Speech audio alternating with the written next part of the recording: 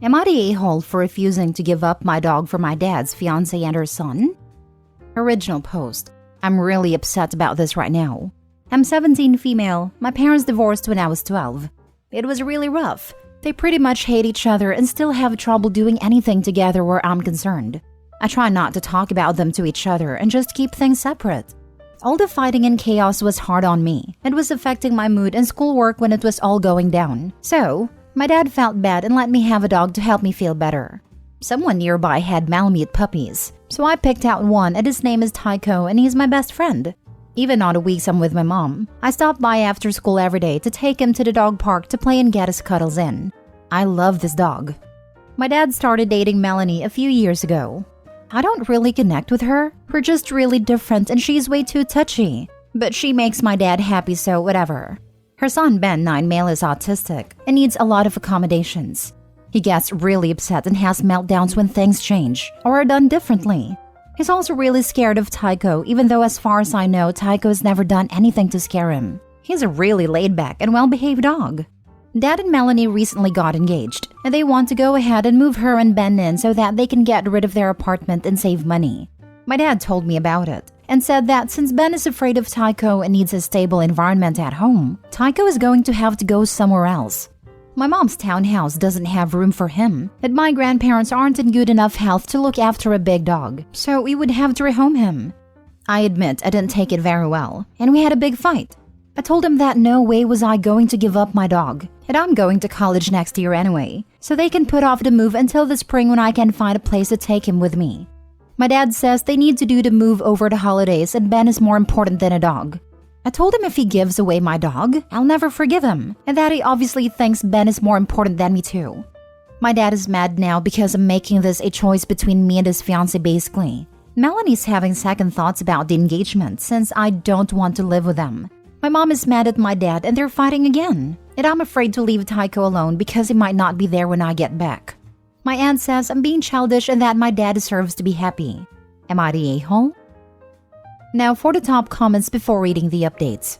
Info, why do they need to move over the holidays? Seems arbitrary. I think it's something to do with her lease or something. I don't know. Maybe also having time to move. My dad just said that it would be a lot more trouble and expensive to wait. What a lame excuse. Basically, it's just about convenience. Then saving some money and not going through the trouble of waiting is more important than allowing you to keep your dog. OMG, your dad really sucks. Info, can you stay with your grandparents? I'm going to see if they would be willing. They could probably use the help anyway. But my dad is going to throw a fit, and I don't want him to make things hard on them either. I'm going to talk to them this afternoon after school. Why would your dad throw a fit? He wants the dog to go so his new family can move in. You've said it clearly you want the dog to be with you. Surely this is a solution that fits the criteria? They've been fighting over custody stuff since the divorce and my dad is super strict about time. He won't want me to move totally out, but I'll have to if Tycho goes to my mom's or grandparents to take care of him. I guess my mom wins if that happens. Since your intention is to take him with you when you move out, is it possible to have someone you know foster him for a few months? The dog, not the crotch critter. Would your grandparents be able to manage it for a short time, or can you stay with them to help them out for a few months? I'm going to talk to my grandparents again this afternoon, I think. I'm so afraid my dad is just going to take Tycho while I'm at school. So I might just grab him and take him to my mom's for a couple of days until I can figure something out. She doesn't have a yard and the place is too small for a big dog long term. Maybe if I can move in with the grands, I can help them out with the chores, the property, and keep my dog with me. They have plenty of room. My dad won't like that though, and I'm guessing there's going to be another lawyer showdown if I do that. Now for the updates. I talked to my mom and grandparents after school. I brought Tycho to my mom's place this afternoon, and I'm going to take him to my grandparents tomorrow. I'm going to split time between them and my mom for a while, and my grandparents said that if I go to college nearby, I can live with them while I study to make sure I don't lose my dog. So I'm going to look at maybe doing 2 years at a local college, and then transferring to a university later. I haven't told my dad yet, but I will after I get Tycho settled tomorrow. I already went online and made sure his chip information is up to date with all of my info and my mom's place as backup. Pretty sure all hell is going to break loose. But honestly, I'd do almost anything to not lose my dog, including just not going to college right now if that's what I have to do. He takes care of me, so I have to take care of him. Second update.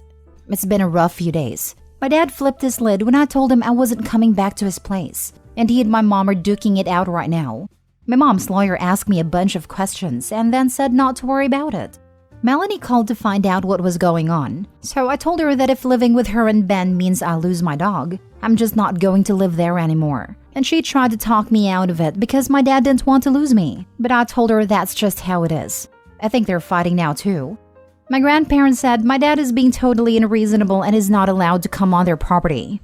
Gonna be a fun Christmas. I'm just going to stay at my grandparents' and try to keep my head down until I go back to school.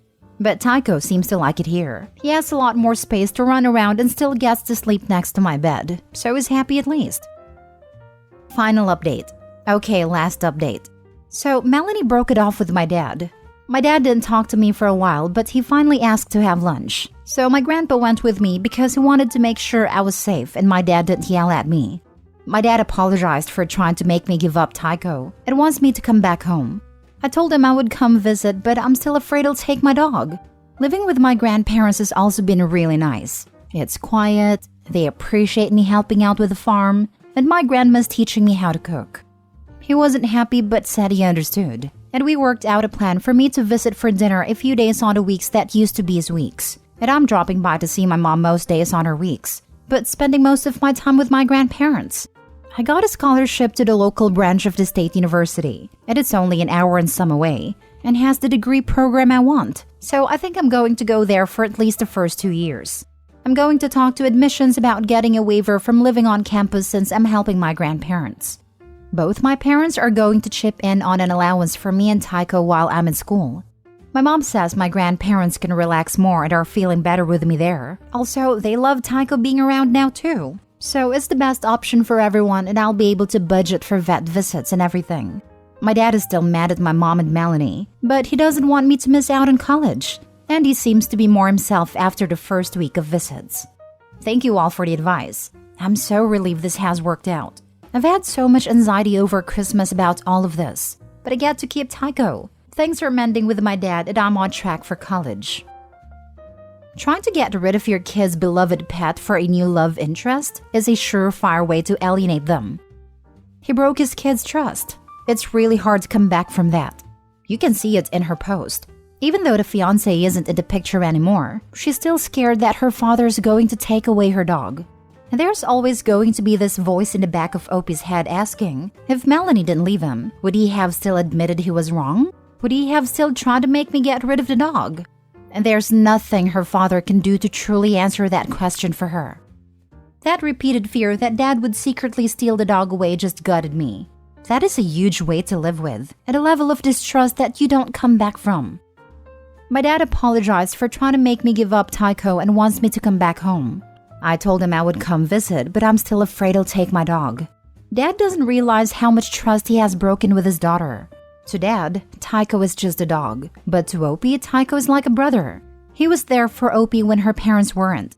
Her father threatened Opie's family. Tycho is part of her family, and all because they couldn't wait just a few months. Apologies don't restore trust. Forgiveness means the conflict is settled, but that doesn't mean you'll be trusted next time. I think her trust was broken long ago. Maybe because of my own trauma, I'm reading too much between the lines, but she hasn't learned how to cook. Her dad gets fired up at the notion she lives somewhere else, and she comments about how quiet it is at her grandparents, when she hasn't experienced her dad's partner and kid living with her yet. Something tells me that her dad generally isn't the best. And Grandpa had to come with her to make sure her dad didn't yell at her or make a scene. Something tells me that not everything is okay with this man. Next story.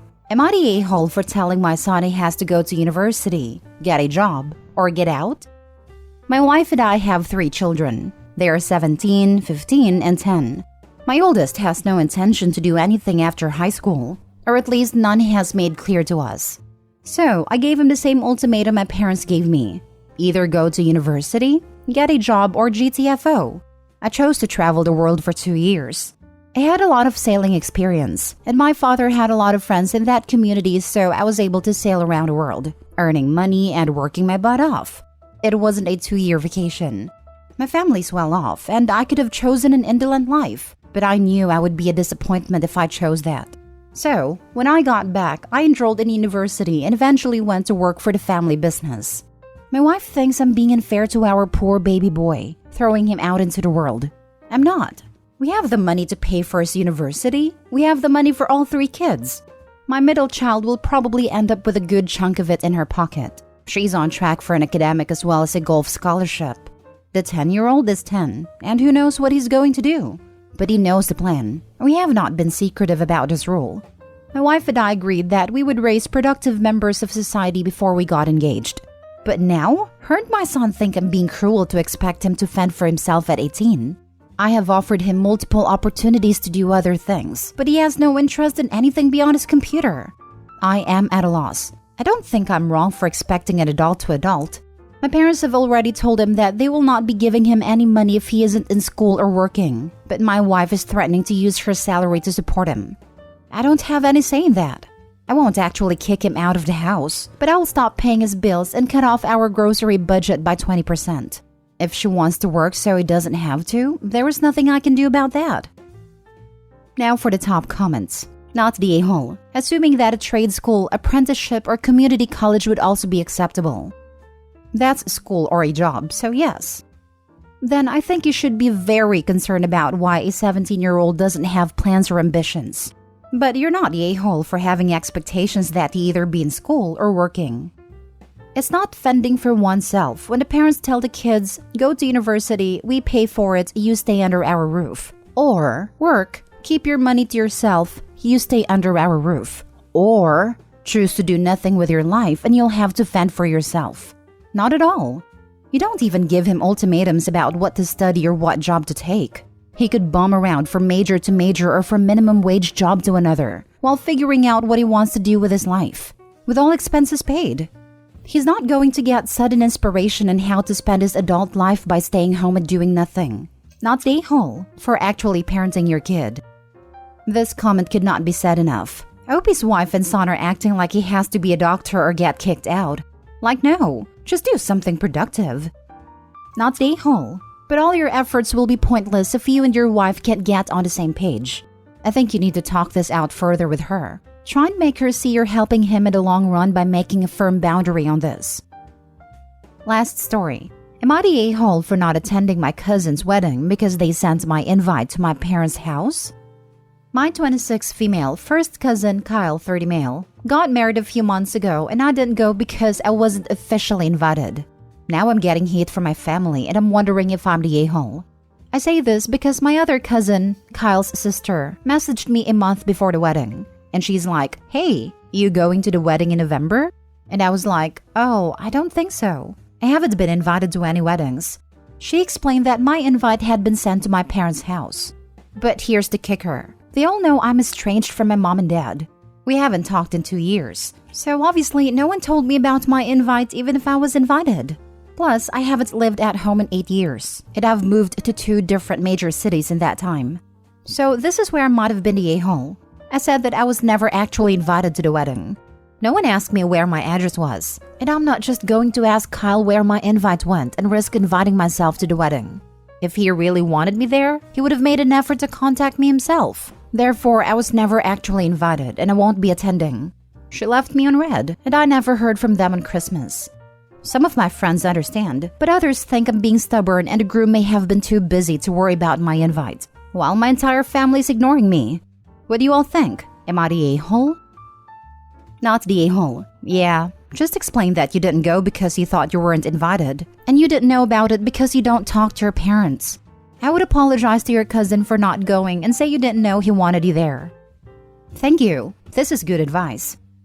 Agreed. A nice gesture to smooth things over would be to offer a wedding gift and or plan to visit with them in the new year to celebrate. Not the a-hole. They know you don't speak to your parents. And a month beforehand, they found out you never received an invite. If Kyle had wanted you there, he should have personally called you, apologized for not having your address correct, and asked if you could attend. It is a phone call that would take a few minutes. Your family sucks for ignoring you over this. This is a situation they created. Personally, it sounds to me like someone in that family group, probably aunt or uncle, was trying to force Opie to see/speak to her parents. Why else would they send the invite there when she hasn't lived there for 8 years? Why would they hear about Opie's text reply and a groom not follow up? Not day hole. And now for the update. Thanks for letting me know what you think. I will reach out to Kyle and wish him well on his marriage. I will just say I wasn't expecting people to be so mean about mine and my parents' estrangement. But I will say that I will never regret stopping the mistreatment as soon as I could. I hope if you're in the same situation, you'll find strength to do the same. Cheers!